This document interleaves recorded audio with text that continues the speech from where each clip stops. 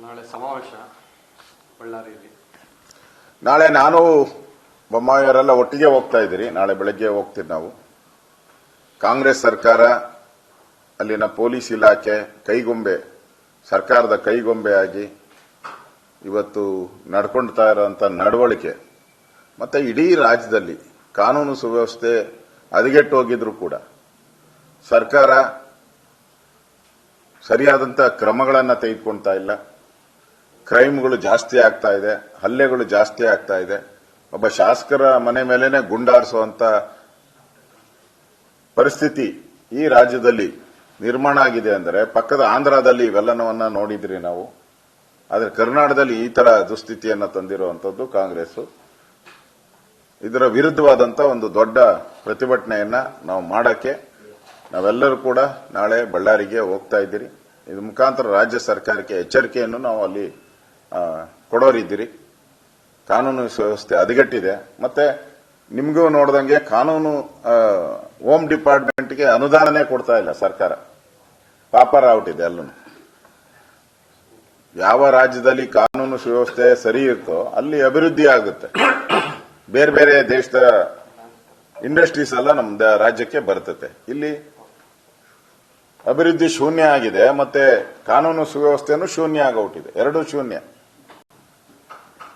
ರಾಜ್ಯ ಸರ್ಕಾರ ಗೃಹ ಇಲಾಖೆಗೆ ಬಿಡುಗಡೆ ಆಗಬೇಕಾದ್ರೂ ಹಣನೇ ಬಿಡುಗಡೆ ಮಾಡಿಲ್ಲ, ಅದರಲ್ಲೂ ಡಿಸ್ಕೌಂಟ್. ಇನ್ನು ಕಾನೂನು ಸುವ್ಯವಸ್ಥೆ ಹೆಂಗ್ ಕಾಪಾಡ್ತಾರೆ ಇವರು?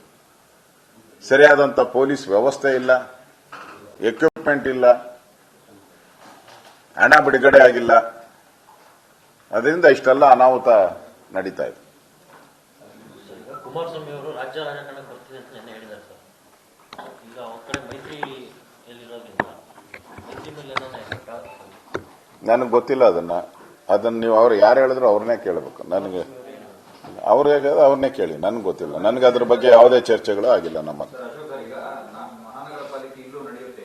ಈಗ ಮುಖ್ಯವಾಗಿ ನಿಮ್ಮ ಎನ್ಡಿಎ ಮೈತ್ರಿದು ಸ್ಥಳೀಯ ಸಂಸ್ಥೆಗಳಲ್ಲೂ ಮೈತ್ರಿ ಮಾಡೋದು ಬೇಡ ಅನ್ನೋ ಗೊಂದಲ ಇದೆ.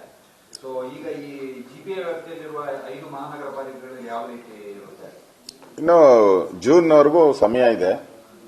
ನಮ್ಮ ರಾಷ್ಟ್ರೀಯ ನಾಯಕರು ಮತ್ತು ಕುಮಾರಸ್ವಾಮಿ ಅವರು ಚರ್ಚೆ ಮಾಡಿ ನಮ್ಮ ಹೊಂದಾಣಿಕೆ ಇರಬೇಕಾ ಬೇಡ ಅನ್ನೋದ್ರ ಬಗ್ಗೆ ರಾಷ್ಟ್ರೀಯ ನಾಯಕರು ತೀರ್ಮಾನ ಮಾಡ್ತಾರೆ. ಯಾಕಂದ್ರೆ ನಮ್ದು ಒಂದು ಆಲ್ ಇಂಡಿಯಾ ಪಾರ್ಟಿ. ರಾಷ್ಟ್ರೀಯ ನಾಯಕರ ಅದ್ರ ಬಗ್ಗೆ ಸಲಹೆ ಕೊಡ್ತಾರೆ. ನಾವು ನಮ್ಮ ಸಲಹೆಯನ್ನ ನಾವು ಮಾತಾಡ್ತೀರಿ ಅಲ್ಲಿ ಹೋಗಿ. ಅಲ್ಟಿಮೇಟ್ ಆಗಿ ರಾಷ್ಟ್ರೀಯ ನಾಯಕರು ಏನ್ ಸಲಹೆಯನ್ನ ಕೊಡ್ತಾರೆ ಆ ಪ್ರಕಾರ ನಾವು ಚುನಾವಣೆಗೆ ಹೋಗ್ತೀರಿ. ನಾವು ರೆಡಿ ಇದ್ದೀರಿ.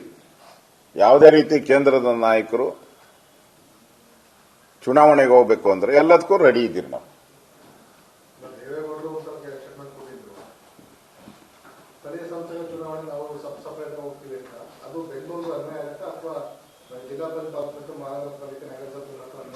ಇವತ್ತು ಜೆಡಿಎಸ್ ಸಭೆ ನಡೆದಿದೆ. ಈಗ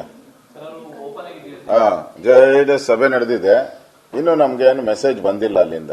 ಅದರಿಂದ ಇವತ್ತು ಸಭೆಯಲ್ಲಿ ಏನ್ ತೀರ್ಮಾನ ಆಯಿತು ನೋಡಿಕೊಂಡು ನಾವು ಮುಂದುವರಿತೀವಿ. ನ್ಯೂಸ್ ಫಸ್ಟ್ ನಿರ್ಭೀತಿಯಿಂದ ನಿಮ್ಮ ಪರವಾಗಿ.